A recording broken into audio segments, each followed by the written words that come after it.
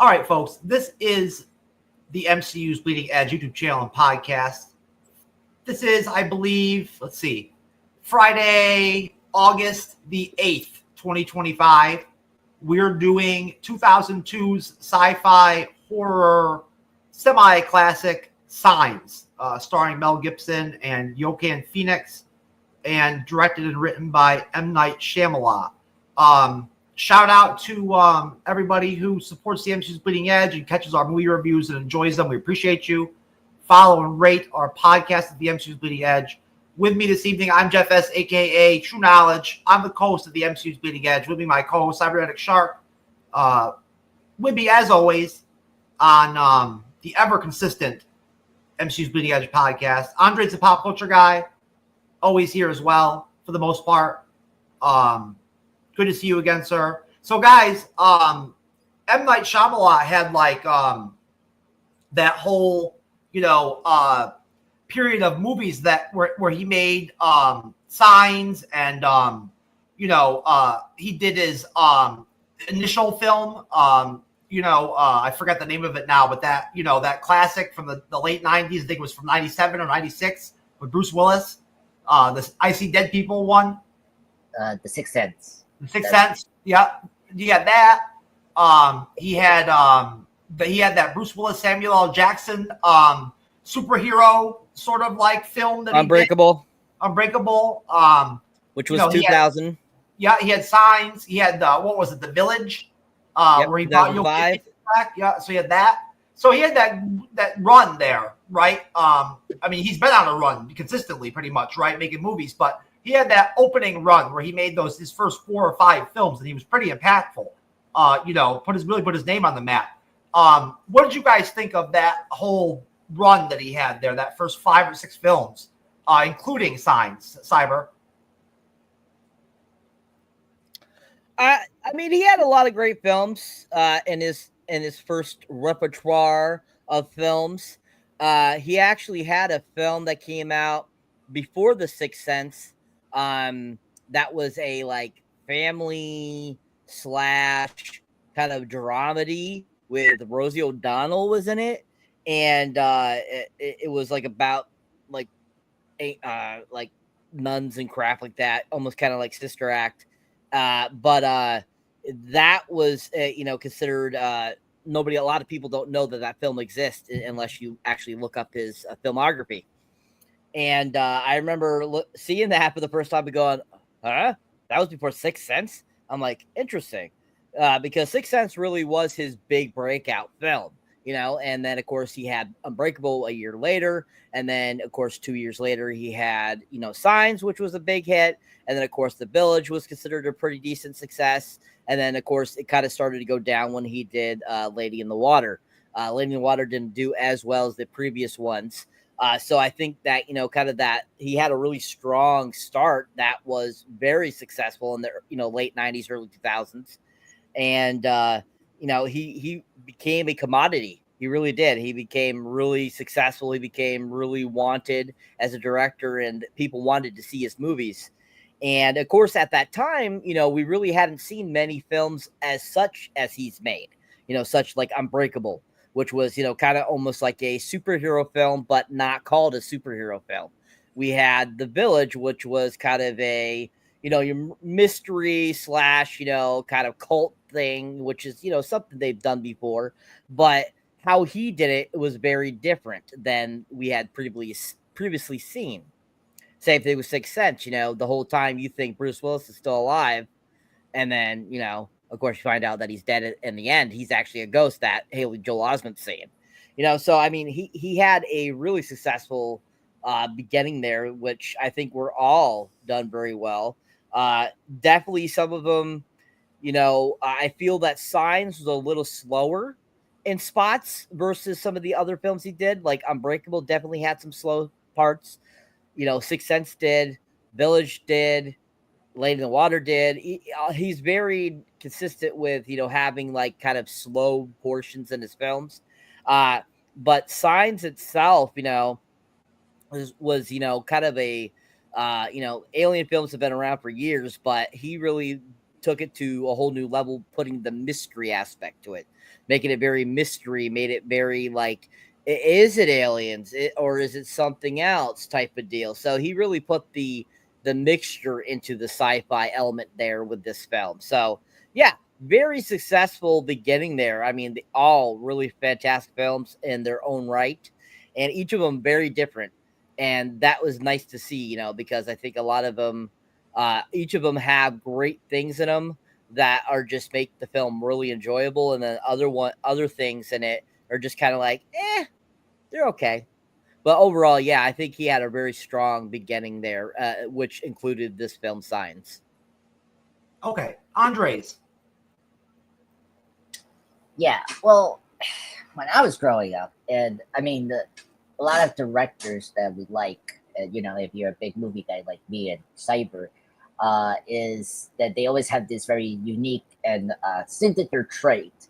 You know, like Christopher Nolan is very famous about the non-linear structure of his films, you know, from Memento or Batman Begins with the way he tells the origin story, or time, how he, you know, he's into time, you know, like Inception or Interstellar and, Tenet, you know. And with M. Night Shyamalan, it's the twist. Famously, this guy is famous to do these crazy twists that you were not expecting for the film. And, you know, it's kind of like, oh, wow. I mean, because, like, what was it? Unbreakable.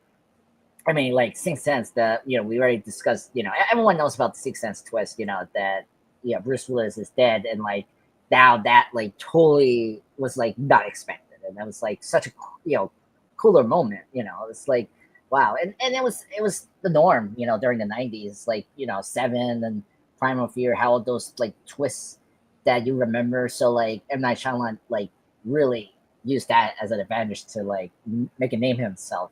And, you know, like, from that run from Sixth Sense to The Village, each film has this, like, unique twist.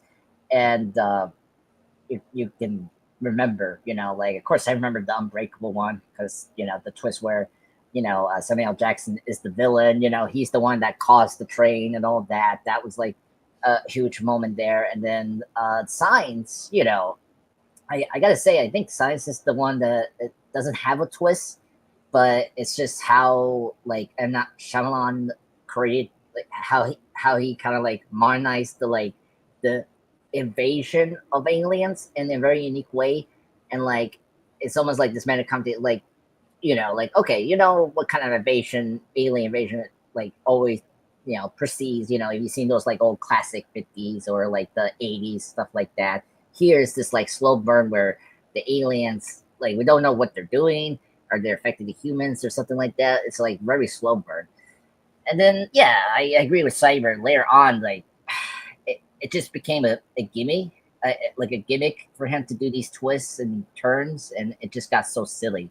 Starting with Lady in the Water, it was like, oh my god. And The Happening with Mark Wahlberg is so bad. It's like, oh my god, it's just, you know. But he's still a good director when he is in control. Like, you know, I think his later works are still decent. I mean, Split is really good, really great. I highly recommend everyone to see that one. I think that's his best work. But yeah, he's still a decent director. I just feel like he hasn't been himself, like his successful run, but he still knows how to direct, and he you know, he still gets really great actors to work with him. I mean, his next movie, he has Jake Gyllenhaal is his next lead. So and this is my first time seeing Signs too. I seen the other films like The Village. I seen Unbreakable a lot of times because that's a great film. So something we could discuss later on in the channels. And this was a fun watch for the Signs, and I'm curious what you guys think about it when we review it. Most definitely, yeah. You know, you guys already ran through all the titles of the films again, you know, kind of like I did. And yeah, he had some bangers, you know, there for a while. And I mean, as far as I know, you know, Cyber and Andres, you probably would know more than I would. I know he's still putting out movies, you know, so it's not like he fell off or anything like that. I just don't know if he's quite as popular as he once was, you know, back there in the late 90s, early 2000s. He was really hot. But either way, yeah, Signs is great, Andres. I'm glad that you had an opportunity and a reason to watch it for the first time, because it's a great movie. Very well done. So all right. So essentially, Signs, believe it or not, was produced by Kathleen Kennedy. If you can imagine that, right? 2002 American science fiction horror thriller film written and directed by M. Night Shyamalan and produced by Shyamalan, Frank Marshall, Kathleen Kennedy, and Sam Mercer. I wonder why Kathleen Kennedy was involved. I guess they must have had, what do you call it?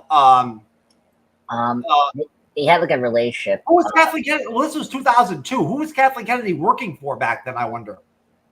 Well, I mean, she's still working with Steven Spielberg, because the husband as well is working with Steven Spielberg in a couple of his films. And I just checked right now, her company helped to produce The Sixth Sense, so that's probably why they're in this movie. I wonder which one of the production companies though was hers that she actually worked for back in the day, before she was with Disney, before she was with Lucasfilm. Mainly. She must have made her name somewhere. You know what I'm saying? In the industry, you know, she did something. Yeah, well, because so like first she was assistant for Steven Spielberg, and then when in 1984, Steven created another company called Evelyn Entertainment. She was there for many years, and after that, she made her own company with her husband in 1991. So that's how they. That's how she grew into the industry before she went to Disney with the Lucasfilm thing. Okay, cool. Yeah, I figured she must have made her bones somewhere. You know, that's interesting information. Yeah. Essentially, it says here on Wikipedia that the film was produced by Blinding Edge Pictures and the Kennedy Marshall Company, distributed by Benavista Pictures through the Touchstone Pictures label theatrically, and by Touchstone Home Entertainment and home media format. Starring Mel Gibson and Joaquin Phoenix. Very small cast on this film, like a lot of M. Night Shyamalan films. Very small cast. The story focuses on a former Episcopal priest named Graham Hess, who discovers a series of crop circles in his cornfield, and that the phenomenon is a result of extraterrestrial life. Science explores the themes of faith, kinship, and extraterrestrials. So, all right. The plot. Former Episcopal priest Graham Hess lives on a rural farm in Doylestown, Pennsylvania, with his asthmatic preteen son Morgan and young daughter Bo. And I forget the names of those child actors, but they're very well known from that time period. Graham's younger brother Merrill, a failed minor league baseball player, has been helping the family since Graham's wife Colleen died in a traffic collision 6 months earlier. Graham abandons the church in the aftermath of the incident. When large crop circles appear in the Hess's cornfield, they are initially attributed to vandals. However, other crop circles and lights from invisible objects hovering over many of Earth's cities begin appearing globally. One night, Graham and Merrill chase a figure into the field. Over the next several days, Graham glimpses another among the corn stalks, followed by strange clicking noises broadcast through Bo's old baby monitor. To the family's continued terror, news footage emerges out of Brazil, showing undeniably at that point an alien that can blend into its surroundings. So I'll stop there. That's a pretty big chunk of film there. That's like a big third of it that I just rolled out for you guys, even though it was not actually like that many words on Wikipedia. That was quite a bit of movie, because that's the whole introductory, period right there, and like goes way into like the actual, crop circles and like the beginning of the alien invasion, like with the first sighting or whatever, on like Mexico TV or whatever the fuck it is at the birthday party,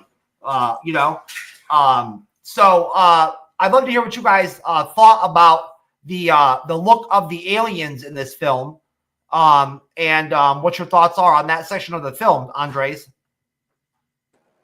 Yeah, the aliens are, I think decent. I think it captures what you think of like extra life as aliens. Like they look similar to like some of the the very famous the eyes and the bald head. And for 2002, it looks pretty decent for this many years. So The beginning, I mean, one thing you have to give credit for M. Night Shyamalan, he knows how to create atmosphere and dread so well. And like the beginning is like, wow, like, you know, that first beginning when he, you know, Mel Gibson's character hears, you know, his daughter Bo, you know, screaming, and it's like, okay, what's going on here? And then that reveal of like the signs in the crops is like, I didn't expect that quickly in the beginning to like start, you know, right away the whole UFO thing. So very good execution to like hook us into the story that you're telling here. And throughout the beginning here, you know, you get to know the characters, like, you know, Joaquin Phoenix. I totally forgot watching this. I remember that Joaquin was in this movie, and so him playing the brother is So really, this was a big film for him in his early career. This was a big movie for him. yeah. Well, and this is 2 years after Gladiator, so like he was already now like, you know. Like Oh yeah, but I'm just saying this was a blockbuster film for him at that time. Yeah, that's true. Second one, because you know, Gladiator was blockbuster. But yeah, that's true. He rarely does these kind of things, blockbuster stuff. But yeah, and the kids, you know, you brought up the kids. Like one of the kids, of course, is Roy Colton. He's the other brother of the Colton brothers. He hasn't had like the big success like his other brothers had. Like, you know, the other one is in Succession, and then the other one is, you know, of course, famously with the Home Alone films. But he's a good actor. I always like him. He's if you've seen Scream 4, that's where he's really good there. Not gonna reveal what he does in Scream 4, but he's really good there. And yeah, and Abigail Blayson, child actor. I grew up. I watched her films. She's really good as an actor. She's like one of those like very good actresses, like, you know, Dakota Fanning and like the young stars from the 2000s. So she's always good, and I think she does a really like believable like job as like a, I don't know how old she is, but like a, you know, a terrifying kid with aliens, you know, invading your farm. Yeah, and then, you know, I just like the slow, like as again with Cyber, you know, he brought up how like, you know, his films are always slow to get into. And you know, with this, it's like they just ease you slowly about the UFO, but it's not always that, because this movie is all about faith and all that. Because something, you know, in the beginning, we don't know like why Mel Gibson is like detached, you know, until we get the reveal, you know, of a personal thing that happened to him. But yeah, I think this beginning is great. It's well done. It's M. Night Shyamalan being the top of this game, you know, before he became, you know, crazy, you know, director with twists and turns. Thankfully, this beginning was just like, okay, I'm very excited about this. And yeah, that's all I have to say. Very good job with the beginning. Okay, most definitely, yeah. I really enjoy the family unit that they create in this film is really solid. You know, it really carries the movie. You know, Cyber, what do you think, sir? Where is our endpoint again? When they have the broadcast from Mexico with the first alien sighting. Okay. All right. So, I mean, you know, basically the film starts off pretty basic. You know, you get kind of introduced to the characters a little bit. You find out about Morgan, you know, who is a preteen that is asthmatic of Mel Gibson's. You find out about his daughter, about his brother, about himself, kind of. And it gives you a little bit of kind of an inside story about them, which I think is done very well. I think it's really played off really well, because not only do you get the information, but you don't feel like you're missing out on something. You actually feel like that you know, M. Night went in and gave a really solid story there and got you caught up to where we are with this family. Because, you know, you find out about, you know, the death of the wife and all this kind of stuff, and kind of how they are and how they're feeling, and kind of how, you know, this alien invasion is just another thing compounding on what they're already dealing with inside their family. So once these, the crop circles start popping up and stuff like that, we start seeing that all over the news and stuff, and they're like watching it and getting into it and stuff like that. You're kind of like, ooh, this is kind of fun. This is kind of, this is intriguing. And I think, it kind of plays out, interestingly how they, play off the crop circles and how, they're saying at first, it could be aliens or it could be vandals or it could be something else. We're not sure because we haven't at this point. They haven't seen any physical proof of aliens yet. And, until we actually see that first sighting, as you mentioned, as the end point. I think that how they did the crop circles in the movie, the look and everything of it looks really solid and really like the real crop circles that started popping up, years ago that people were seeing in their crops and stuff like that. And I think that, this movie came out at a time when those crop circles were becoming very popular.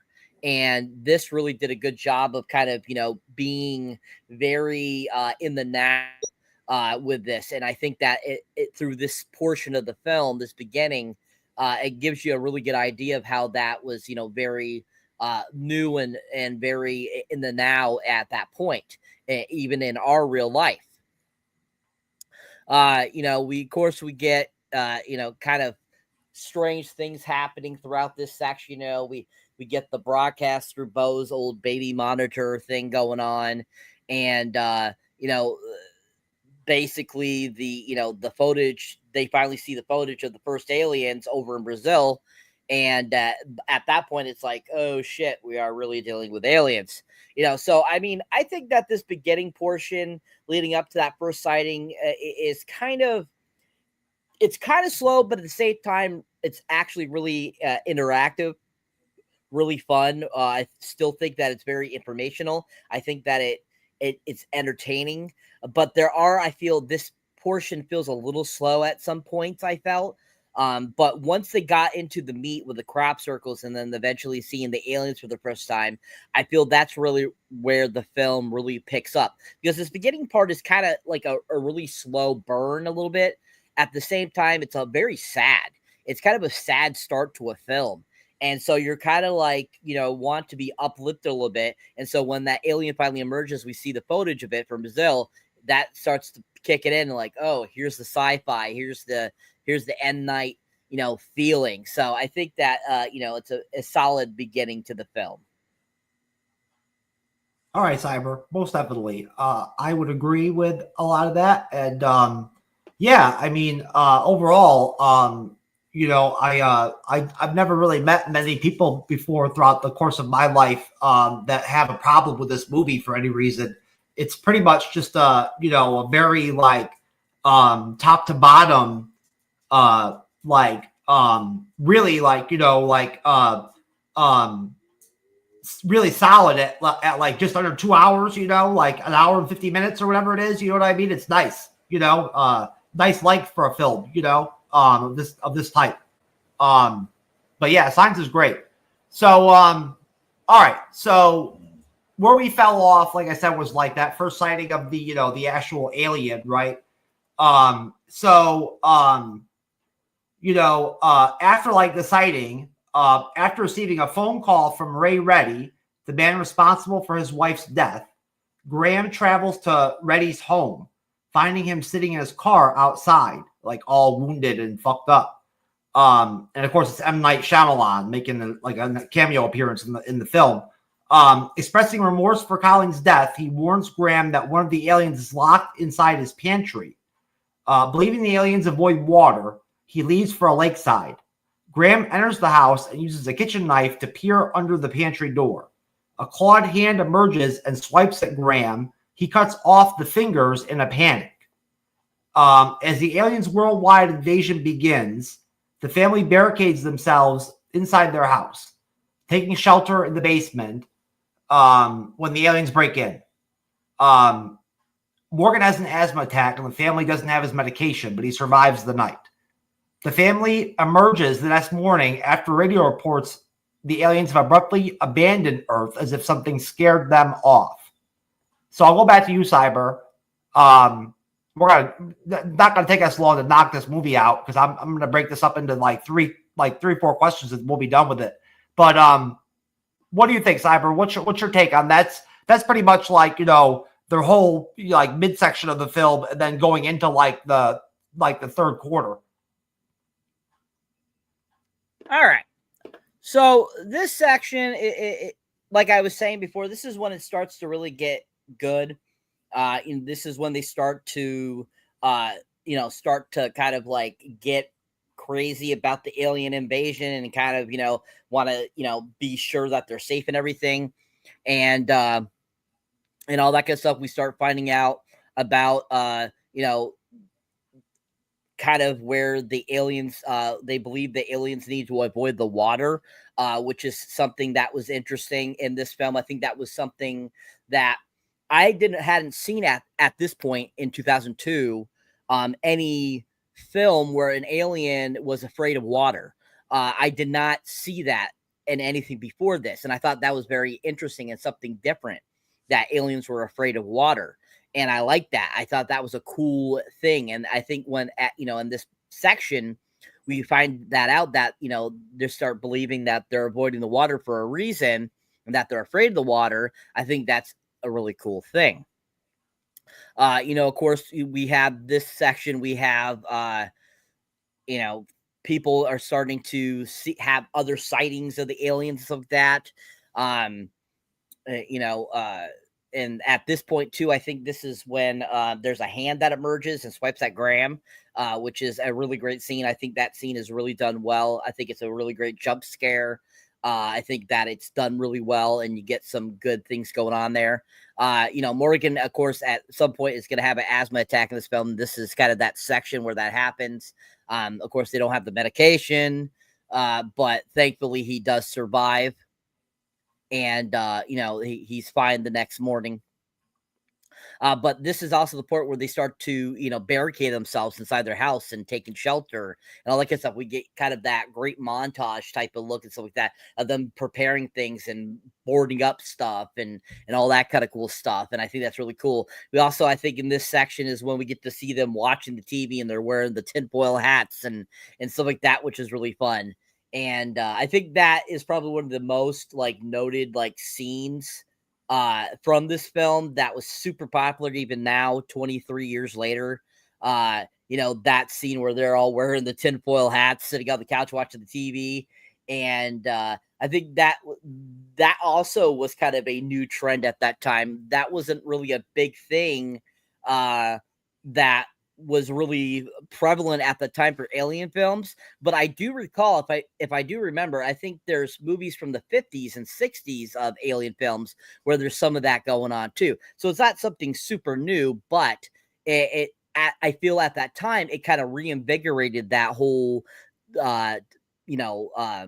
aluminum foil hats, that it made it a big thing again. It made it become back to the light again, and I thought that was really cool.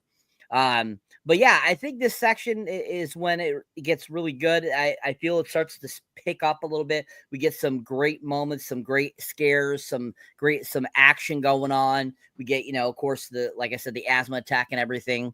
But I think after that, they are listening to the radio and stuff like that about the, aliens abruptly abandoning Earth as something scare them off.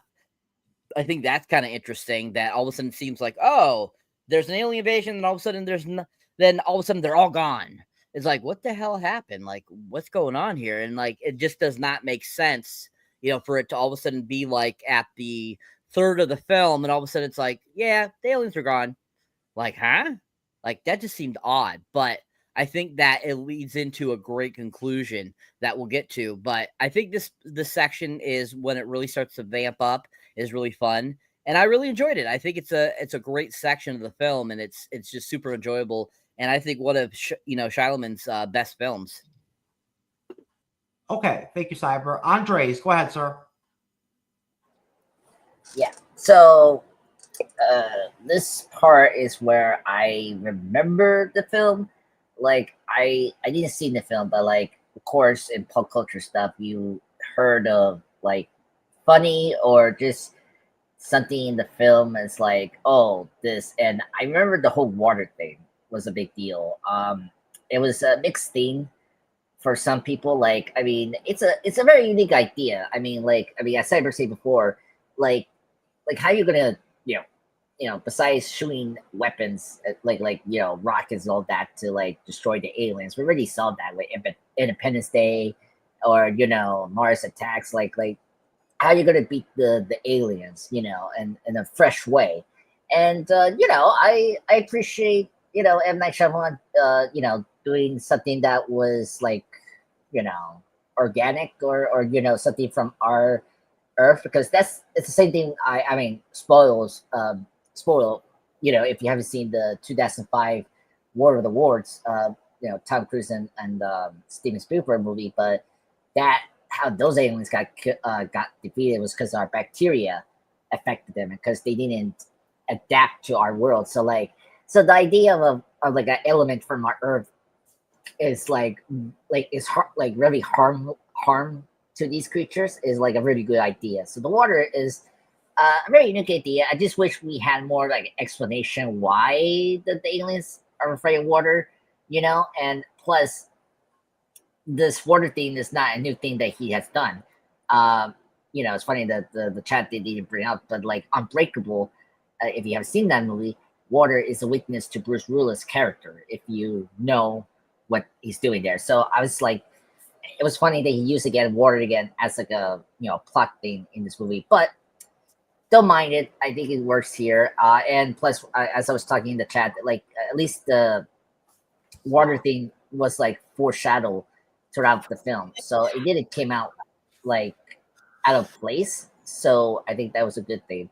And then I guess the best part for me is that we got the tragedy of Mel Gibson as why he's not a priest anymore, a reverend, because of his wife having an accident, having a car accident, and so that made him stop believing as a priest, and pretty much not believing in God anymore. That was a really interesting plot point, and obviously we saw the guy that killed his wife is played by the director, of course, and that scene is very that leads into the alien that he had trapped into his house. I thought that was a good scene, because just him like, I'm sorry what happened to your wife, all that, like it's such a really good dramatic scene. And when he goes into the house, when he tells him that he had captured the alien in his house, very good intense scene. Like I was not expecting that. And one of the things I like about this film is that we don't need to see too much of the aliens. I like that we just see like just far, and okay, I see how the alien looks, but we don't need to see the full on body and all that. So I like how minimal we see the aliens, and that's good, because you want to be afraid and don't know what these creatures are. Are they friendly or not? So I think that was the one aspect I liked about the film. And I mean the fact that the alien hand comes out from the door, and then Mel's character chopped up, cut it in with the knife, is like very intense. And what else? And then when you get these like interesting things about these characters, like Joaquin's character was like a former football player, I guess, and then minor league baseball player. Yeah, that was an interesting tip with his character. And then I guess apparently he messed it up. I don't know if we get into that later in the film, but yeah, I thought that was a good piece of his character. He was the the record home run minor league champ, but also like the strikeout record champ in minor leagues. Okay, remember that was like the whole deal. Yeah, it's he was like one of those classic legendary minor league players. You know what I mean? Like kind of like what's his name in Bull Durham, Kevin Costner's character. Okay, yeah. I know. Okay, that makes a lot of sense now, because I was like, what was that? What was he talking about? I mean, as like a player, that makes a lot of sense, and that's cool, because I think it just adds how his character is. Like he's now like dropping all that dream he has and like to help out his brother and his family because of the wife being killed. So I really like that like background his character, and I thought all the dramatic stuff here was really good. Well, it's really great. Like this film, just like Unbreakable and The Sixth Sense, like it's very like grounded and realistic. Like how could the world like react to these certain like things that are not real? Like of course Unbreakable is superhero. Sixth Sense is the supernatural. This one is about the alien, arriving to Earth. Like how realistic, like if this happened, how could the people respond? And I think this movie did a really good job of showing how people like becomes obsessed about the UFO arriving to our Earth, watching TV, like Yeah, it's very well done. yeah. So like as a film, as a horror sci-fi film, like it's very well written and very well done. Yeah. Oh, and this is a good point in the chat.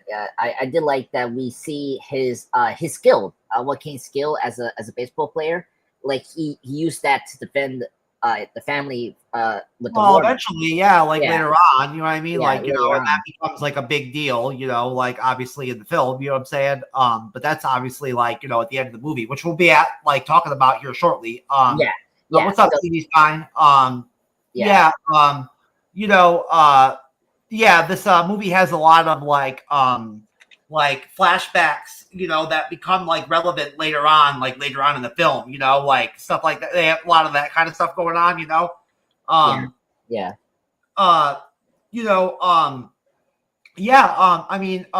pumped out some really solid movies during this time period. The Village was a really good movie. And he like you said, he continuously was able to cast like all like A-list type act like actors like in all of his films. You know what I'm saying? Like The Village is very well cast. It has like William Hurt in it, and like what's her name? That one actress there was her breakout performance. It was Howard. Ron Howard's daughter. Yeah, that's the first time. She's in The Village, actually. I don't know. That's her breakout performance was The Village. That was her breakout role. Yeah, so yeah, I always forget that she's like that blind character. Yeah, I forgot that she's in these movies. Bryce Dallas Howard. Thank you, CD Stein. Yeah, she directs too, right? Yes, she directed a bunch of Mandalorian episodes and Book of Boba Fett as well. Yeah. No, she's good. That's like I mean, my first time seeing her was Spider-Man 3, and then later on when I was in school, I saw The Village and I saw that performance. Of course, in Jurassic World, she's in those movies as well. And those are the ones I Yeah, she's attractive. Yeah. But that's all I have to say about this part of the movie. It's really good. It's very intense, and I think I think it's well done as you were saying, for a horror sci-fi thriller. It's pretty good. Yeah, I mean, the sort of like very contained world building that you get from Shyamalan in this film, like through the family, and through the media, and the news and the radio and stuff like that, it's really cool, and like that one cop that comes around every once in a while, like, you know what I mean? Like, one of the few secondary characters they have in this film, because there's basically none, So, all right, to wrap up the film, the alien previously trapped inside Red's pantry enters the house and takes Morgan hostage. Recalling Colleen's dying words, Graham tells Meryl to swing away using his baseball bat. The alien sprays Morgan with toxic gas from its wrist. Graham recovers his stricken son as Meryl engages the creature, discovering during the fight that water is toxic to the aliens. Meryl gradually weakens the alien by smashing several glasses of water left by Bo throughout the house at the creature, eventually killing it with a strike to the head that spills water from a glass on the creature's face. Outside, Graham administers Morgan's medication, realizing that his son's constricted lungs prevented him from inhaling the toxins, an act that Graham attributes to the intervention of a higher power. Months later, the Hess family has recovered from the ordeal, and Graham returns to the church. And that is the end. So I'll go back to you, Andres. What are your final thoughts on the plot of Signs? Very good. I will say this is my favorite M. Night Shyamalan. I thought this was a good plot. I thought I appreciate it wasn't this like another film that was like a twist, you know. I mean, it was a straightforward, like alien, horror thriller, which I appreciate. And it's those like, creepy moments that makes this film very iconic. The cornfield, as Cyber said before, they did such a good job of using the popular the UFO corn thing that was so big during the mid 2000s or the late 90s. So they really used that in their advantage to make a very creepy film. I think the aliens design is pretty good. The way they come into the house is like really creepy and scary, and like they're tall, and I think the themes and like the overall package is like relatable. Like I can relate. Use a lot of like classic horror movie tropes, like with the way he shoots the films and stuff like that. Very much this film. Yeah, and not in like an annoying way, because sometimes it could be annoying if you've seen those other horror movies that use those tropes.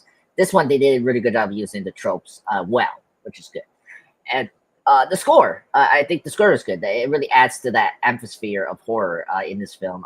Is composed by the late great James. I think James Newell Howard, who's a good composer, and I think it's one of those good collaboration scores. I always liked him from the Dark Knight trilogy, and I think he did a really good job here.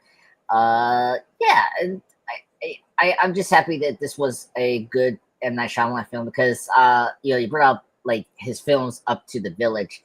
I'm not a big fan of The Village, because that film does again the twisty theme, which I don't like. Unbreakable is a good film. It's a really great film. I really love that film. And Sixth Sense is a pop culture phenomenon. It's one of the most iconic like 90s movies that you have to see. So, and this one, it's up there. I'll definitely put it at number 2 for me as favorite M. Night Shyamalan film after Unbreakable. I just wish he does more movies like this that's like straightforward and not twisty. Have those twists that he's so famous about since The Sixth Sense. I think that's the high remark I'd say, and I'm very curious when we get into the ratings, because it's definitely a high rating for me for this film. All right, Cyber, go ahead, sir. So the conclusion of the film is really decent. It's pretty solid. It's captivating. It's scary. It's keeps you on your feet, keeps you on your toes, keeps you wanting to see more. And I think that it's a really solid ending, especially when Joaquin Phoenix goes to bat and starts beating the alien up with a bat. Is freaking awesome. I absolutely love it. And I think that was really done well. And I love how he goes at it and how it's like, very much like a baseball player, how he's doing it too. And the fact that he starts breaking the glasses and stuff like that to break the water, and that finding out that it is toxic to the aliens is really cool. I think that's a really great trope of the film. I think that's, once again, something that was different from other previous alien types of films. And I really like that. And so, I think that, the cast overall, absolutely love Mel Gibson. Love Mel Gibson, anything he's ever in. I think he's fantastic, and I think he's really great in this. He had a solid year in 2000. Between this and The Patriot coming out the same year, he had a really strong streak there. This was peak Mel back then. Peak Mel. And then just 2 years prior was Lethal Weapon 4. And then, he was peak here.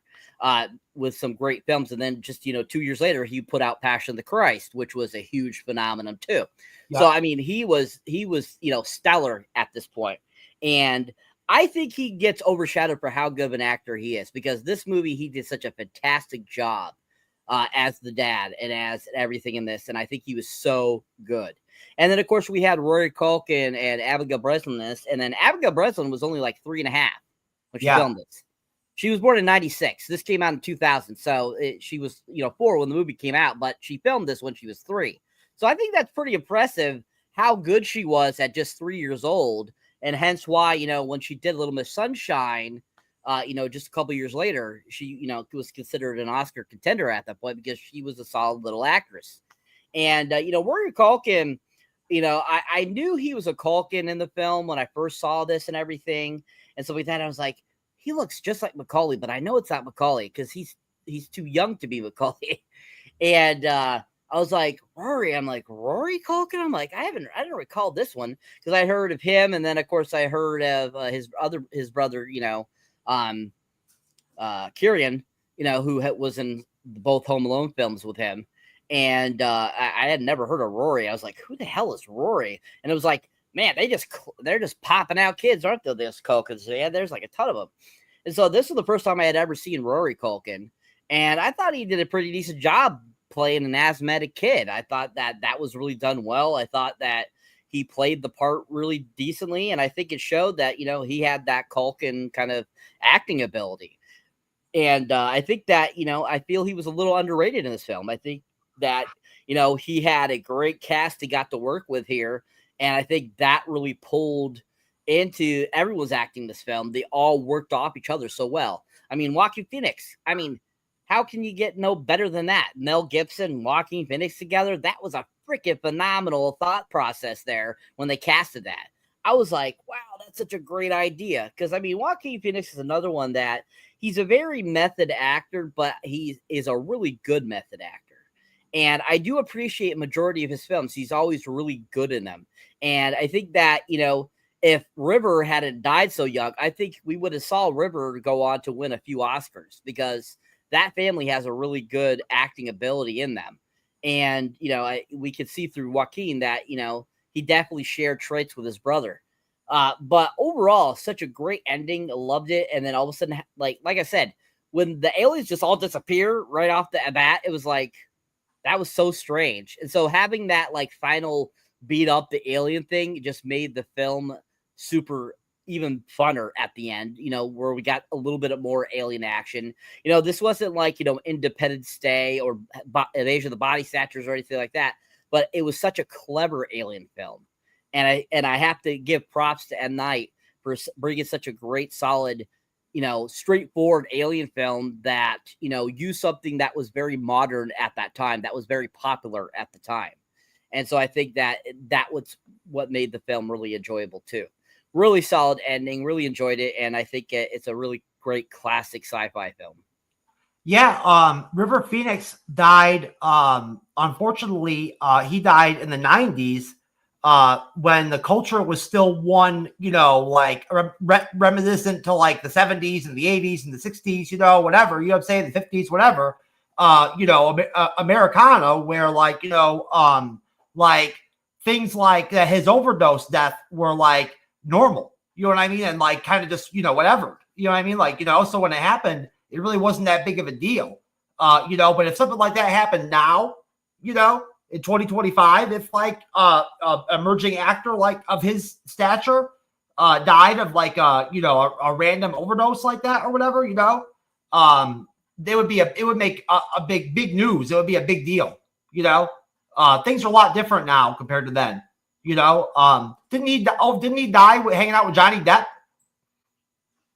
or something like that? He Johnny Depp was co-owner of the Viper Club where he died at. Okay. He frequented there because he was a co-owner, and I believe he was there when River overdosed on the speedball. Yeah, I'm pretty sure he did. You don't hear about people dying from speedballs and stuff like that anymore. The speedball's over. I don't think anybody does speedballs anymore. Or if they do, they're doing them really low key. I think the heyday of crazy heavy metal, hard rock debauchery, drug debauchery, you know what I'm saying, is kind of over. I think that period of time had its time, but I really think that things have changed a lot, cleaned up a lot, to where things aren't as crazy as they used to be like that with that kind of shit. I think Hollywood's cleaned up a lot. It's not as drug addled as it used to be, right? But I could be wrong. You never know. Who knows? That's just my take. So, all right, guys. Ratings for Signs, Cyber. What's your rating? This is a solidly entertaining film, so I have to give it a 10. I think that it's one of Shyamalan's better films. I think that overall it's just a really fun film, and it entertained me, so I have to give it a 10. All right, Andres. Yeah, this one. I don't know. I'll give it like a 9 out of 10. I thought it was a good film. Not perfect. With the ending, but it's all well consistent. I mean, it's definitely up there for me as a great M. Night Shyamalan film after Unbreakable. I mean, it's way better than the Village, I have to say. It's been a while I've seen that film since school, but yeah, I think everyone can really enjoy it. I mean, it really exceeded my expectations, which is good. The performance is great. We didn't bring up Mel Gibson is a great actor. I think he really fits that M. Night Shyamalan tone and the style of it. I was very surprised that he was really good under M. Night Shyamalan, which is great. And same thing with Joaquin Phoenix. He's really good here. So two of my favorite actors in one film. That's really good, and they deliver A+ performances, which is great. You don't see M. Night Shyamalan carry the same actors from movie to movie very often either. And he did that with Joaquin Phoenix. Yeah. Well, actually, he brought him back and gave him a significant role in The Village. Yeah, he's in The Village. He's in there, and later on, the Unbreakable trilogy, happened. We got, he worked again with Sam and Bruce later on. Yeah, he it tends to work back with certain actors, but not all the time, like certain directors like Scorsese or Steven Spielberg, in that matter. But yeah, that I understood. Yeah, I wish he worked again with Mel, because Mel is really great. I'm surprised he hasn't worked with him again. Gibson. But anyway, that's my thoughts. 9 out of 10. All right, most definitely. And I'll give the movie a 9.50, and I'm only going to take off that 0.50 from a 10, just because I do think that when all of a sudden, the whole alien invasion just goes away so quickly, you know what I mean? It is kind of shocking a little bit, in the audience. You're like, really?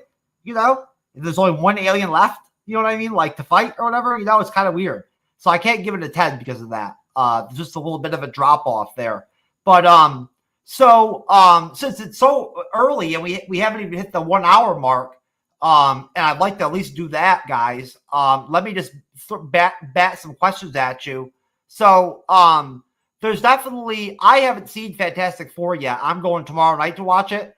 But you guys have seen it. There's definitely a shift, in the cinematic landscape, away, and television too, I think, away from the superhero genre. I think there definitely has been a move, where there's been a shift away from that paradigm being the dominant, shit or whatever, of movies. You know what I'm saying? There's definitely been a shift there. What do you guys think about that, Andres? I mean, I'm not surprised.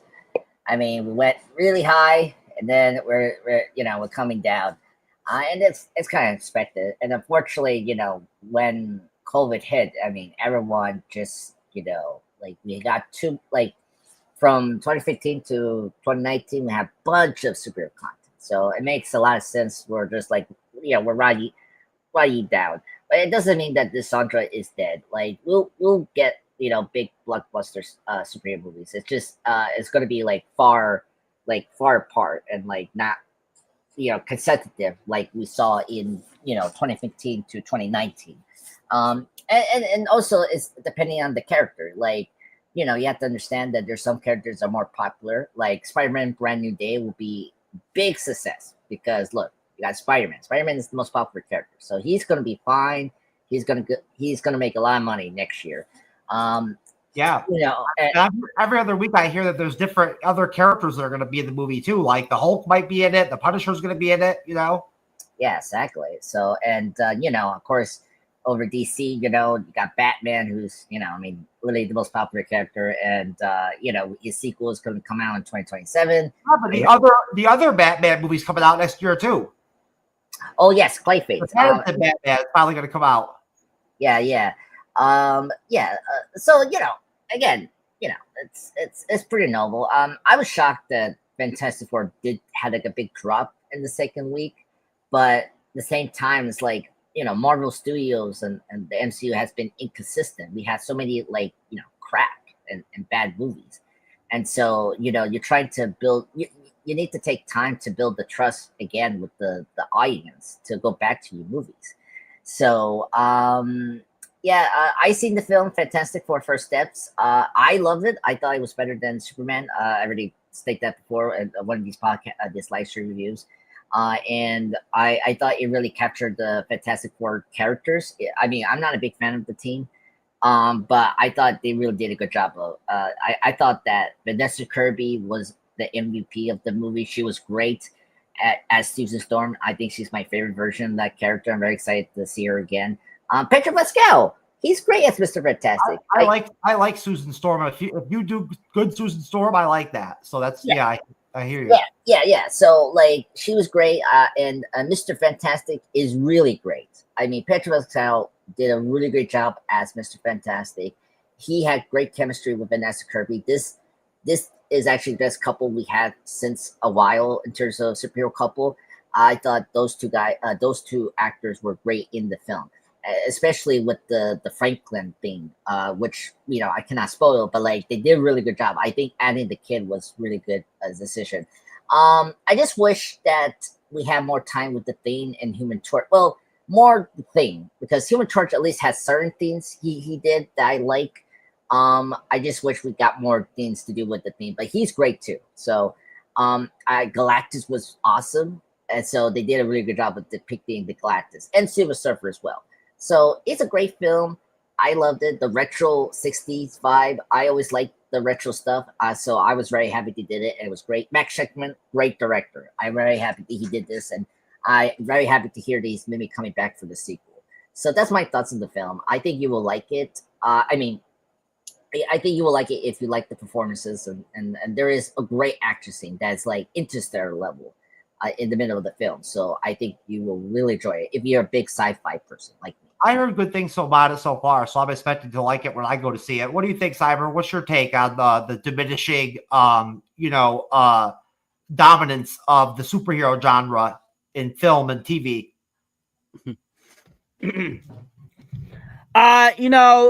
Honestly, my thoughts on that would be it's not that people are not wanting superhero films anymore.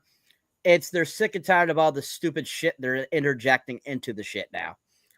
That's what the problem is. It's too much wokeness.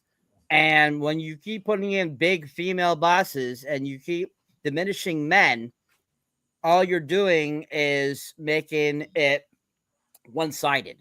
And you're not appealing to the audience who is interested in those films, which is men.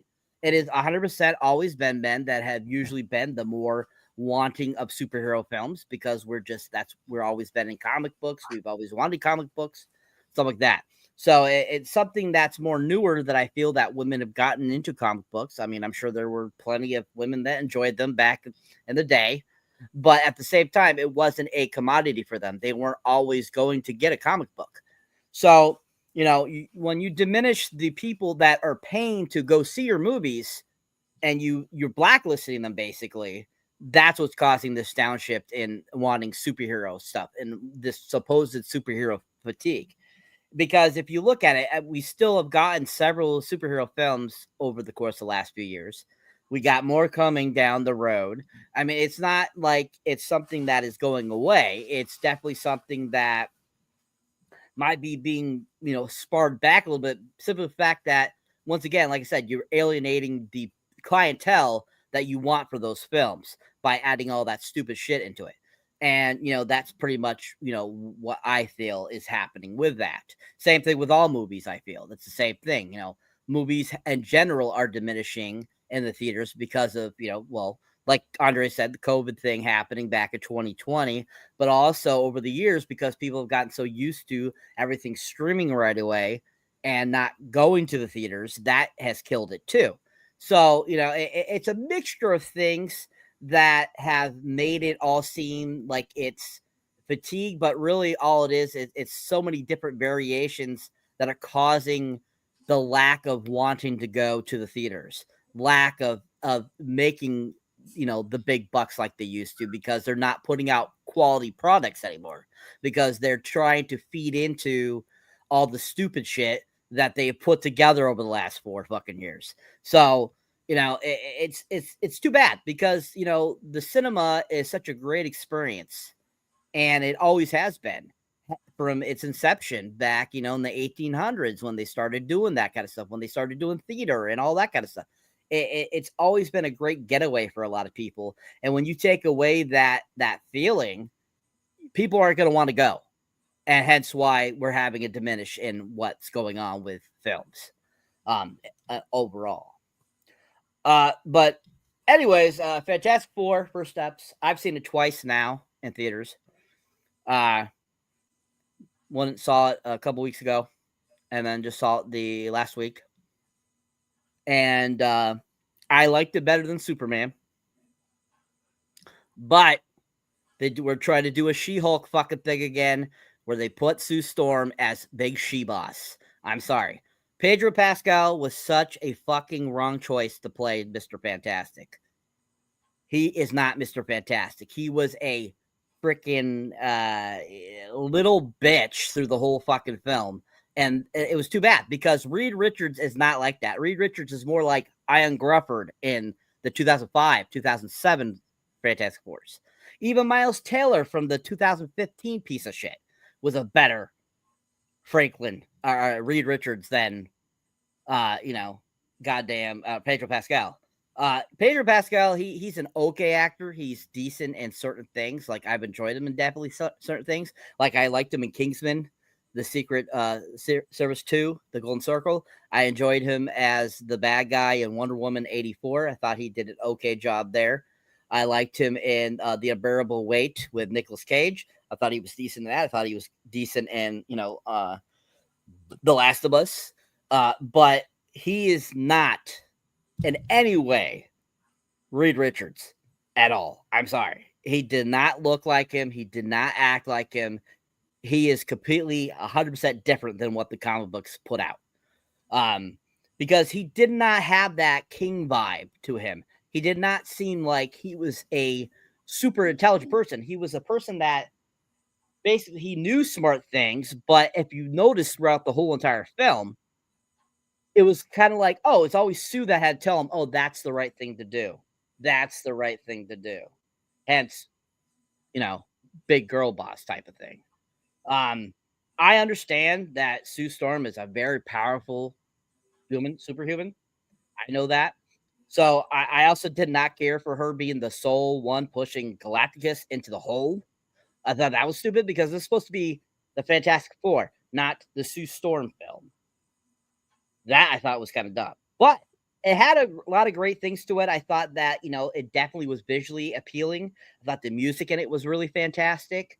I thought the overall story was interesting. It was a different approach, them already being Fantastic Four for 4 years, them, pushing the movie 4 years ahead. I think that it has a lot of great value. The thing looked amazing. He looked exactly how he should have looked, but the fucking wrong voice. I'm sorry. That damn voice that they just had Evan Moss do is not Ben Grimm. I'm sorry. That was not Ben Grimm. Michael Chiklis is Ben Grimm to me, and always will be. Because at least in that, he said clobbering time several times, versus this where they're having it where I don't say that. No, sorry, I don't say that. And then the Human Torch. I'm sorry. The Human Torch is supposed to be a character that is a very male, strong character. He's supposed to be pig-headed. He's supposed to be crazy. He's supposed to be insane. I know they said they wanted to go a different direction. They wanted to be more PC. But it did not play out very well. I mean, don't get me wrong. I like Joseph Quinn. I think he's a decent actor. I loved him in Stranger Things. I thought he was great in Gladiator 2.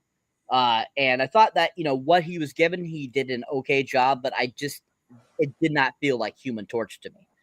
And I just don't think that overall I just feel he could have done something better with the character. And like him and the Thing's relationship, it was kind of playful, most definitely. But it wasn't as playful as like Michael Chiklis and Chris Evans in the originals and the other two. It was not that. I felt that it was played off better than those two than this one. But overall, I think everyone else was really fantastic. I think my favorite character in that film was Paul Walter Hauser as Mole Man. He was freaking awesome. I absolutely loved that character. He was so cool. Absolutely loved it. He was so damn fun. And I think that the whole underground subterranean thing, that was a cool thing I had never heard about before. I guess I never really read the comics, so I didn't really know about that, but I know it's a thing. It's a thing from the comic books. Yeah. And I think that overall Matt Shankman did an okay job. I wish it would have been a longer film. I wish that, it definitely was fast paced, very fast paced, which was surprising. I thought the whole birth in space thing was the fucking stupidest thing too. I'm sorry. How the hell are you giving birth in space at zero gravity? I'm sorry. It just cannot happen. There's no way in hell you could have given birth at going speed of light and then being in space. It couldn't happen. Only because he's a superhero, probably, Franklin Richards, is the only reason why he was able to be born in space. But still, I think that, having to show the baby with a umbilical cord and all this stuff, like, why? What was the purpose of that? I just thought that was, like, so stupid. I just think it was pointless for the film. But overall, I think that the film is okay. It's decent. I give it 5 out of 10 stars. So I still think it was somewhat entertaining, somewhat good.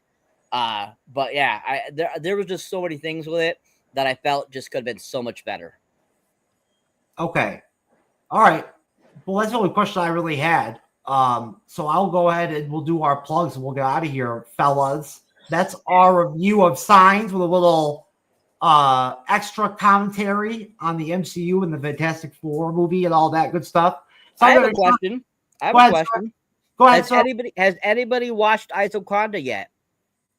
No. I watched the 4 episodes last night. No. And surprisingly, it was actually good. Oh, I'm not surprised. It was actually damn good. 3 out of the 4 episodes were fucking perfection. One of them I didn't care for, but the other 3 were so damn good. The animation was awesome. The voiceovers were great. The music, I was really surprised at how good they were because they were totally not what I expected to be, and they were really good. So Isoconda, really good. Wow, I definitely need to check that. That's cool, most definitely. All right, Cyber, there's your YouTube channel, sir. Do your plugs. All right, guys. If you enjoy me here on the podcast, or if you enjoy me as a moderator or on the panel, whatever you like me at, you can check out my solo content. You'll find me under Cyberneticshark. You'll find me on YouTube, TikTok, X, Facebook, Instagram, Patreon.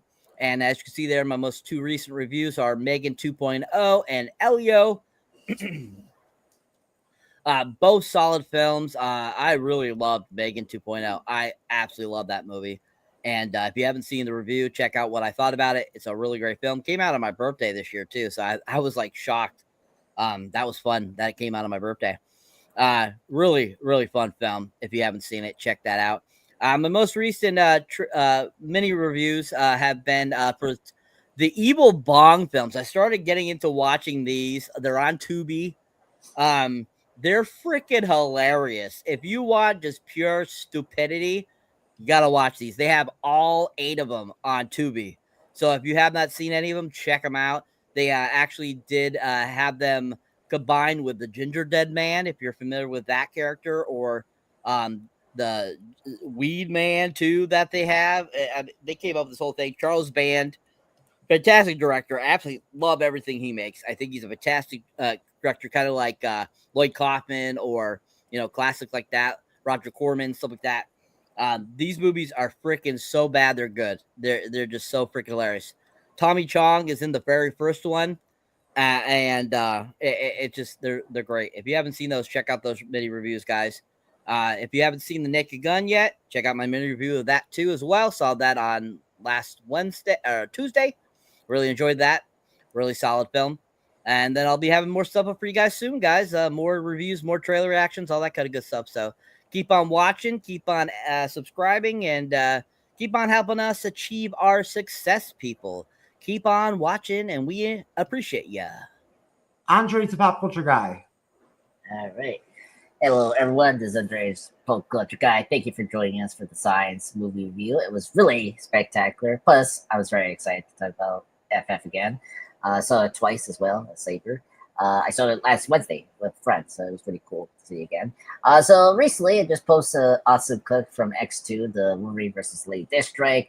For today, I'm working on my top 6 memento moments to honor the film. And shorts, I already did my review on Interstellar. Check that out. The next review will be, I guess, either be Science or Justice League Gods Monsters, whatever review will be for shorts. In live, I actually got ready to the live streams. So we're going to do Sinners later on this month and Unbreakable, actually. I was like, you know what?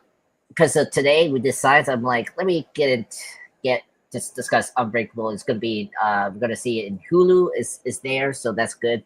So I need to check that out. And yeah, that's where I'm at. So this Sunday, it's going to be Unbreakable. Me, Jeff, Cyber, you can join as well and to discuss that classic M. Night Shyamalan film. Great film. It's really great. And spawned a trilogy that I did not expect. So that was really cool. So that's all I have to say. Thank you, everyone.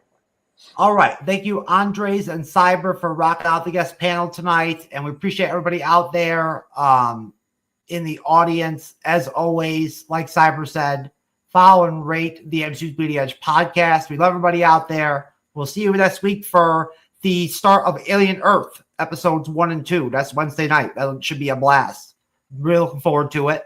And we start Peacemaker season 2 in like 2 weeks. So that's really cool, too. I'm looking forward to that as well. We'll see you soon. Peace out, folks. Later.